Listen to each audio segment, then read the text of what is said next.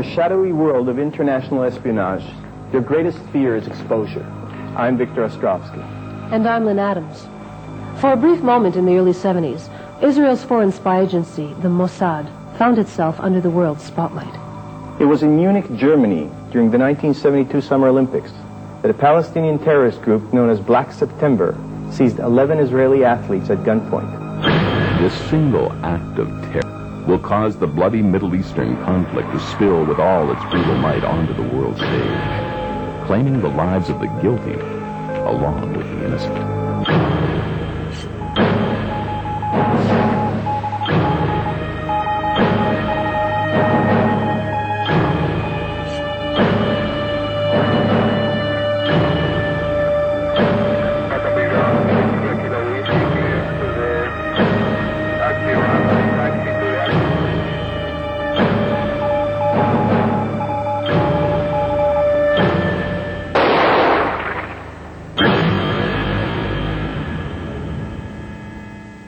Their political differences at the door, terrorism dominated the podium. The 7 Black September terrorists demanded that Israel free 250 of their comrades. Israel refused. The head of Mossad arrived in Munich with a special team of his own.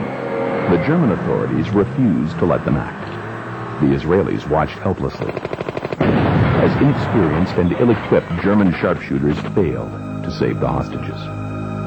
A nation mourned.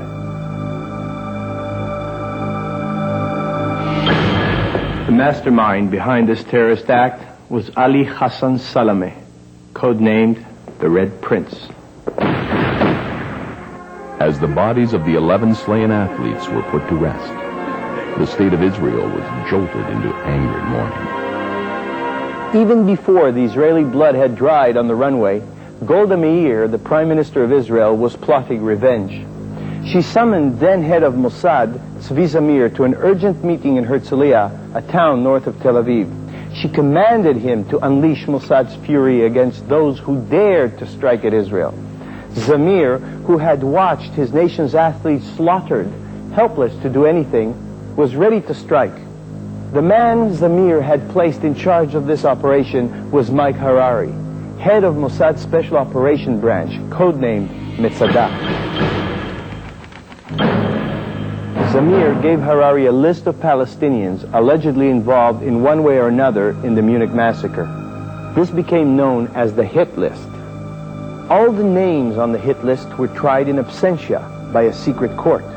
All were found guilty of heinous crimes against the state of Israel, and all were sentenced to death.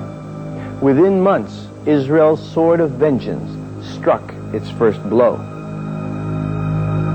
Rome, Italy, October 16, 1972.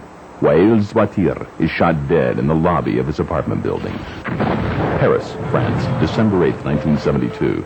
Mahmoud Hamshari is killed by a bomb in his telephone.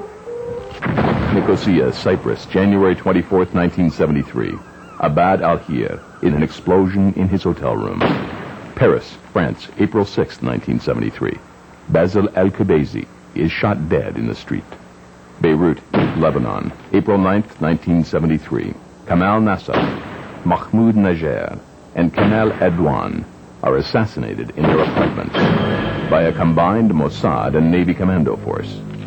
This daring attack in Beirut, the bastion of the Palestinian terrorist organization, sent shockwaves through the Arab world.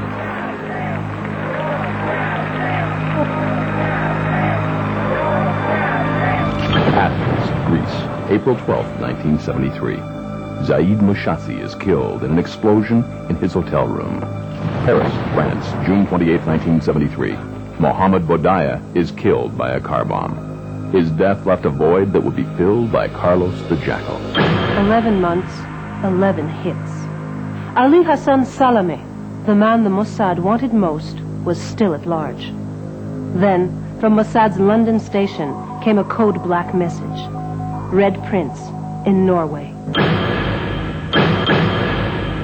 For months, Mossad had been receiving intelligence that Black September was plotting a terrorist attack against an Israeli embassy in Scandinavia. If Ali Hassan Salameh was in Norway, there was no time to lose. In Israel, Mike Harari dispatched Dan Erbel to Stockholm. There, Erbel rented a large apartment. It would be the safe house for the Mossad hit team. The team needed people familiar with Scandinavia. Erbel had been born in Denmark and still carried his Danish passport. They also recruited Marianne Gladnikoff, a 25-year-old Swede who had emigrated to Israel in 1970. Forces were gathering which would change the lives of a small Norwegian town forever. Ahmed Boucheki was a 30-year-old waiter, a Moroccan by birth who had found a new life and happiness in the tranquil village of Lillehammer, Norway. In 2 months, his wife Teril would give birth to their first child. But according to a Mossad informer named Kamal Ben-Amani, Ahmed Boucheki was actually Ali Hassan Salameh. Ben-Amani had arrived in Norway to positively identify the Red Prince as promised. The Mossad moved quickly to tighten the noose. In 3 rented cars, Mossad agents drove from Oslo to rendezvous with Ben-Amani in Lillehammer. Ben-Amani led them to an outdoor cafe where he said he would be meeting the Red Prince. From a park bench just 5 yards away, Marianne Gladnikoff and 2 other agents compared the man they saw in the cafe with a photo of Ali Hassan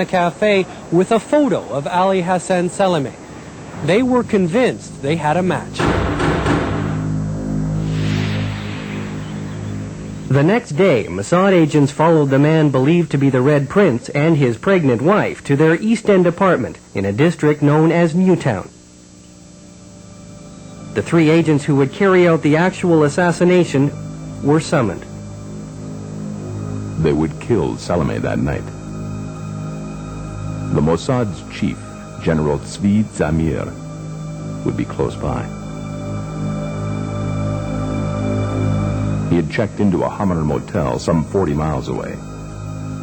Having been present during the slaughter of his nation's athletes, he now wanted to be near when justice was carried out on the man responsible. It was after 10 o'clock when Ahmed and Toril film were Eagles Dare at the Lillehammer Theater. As the bus pulled away from their stop, they did not notice that they were being watched.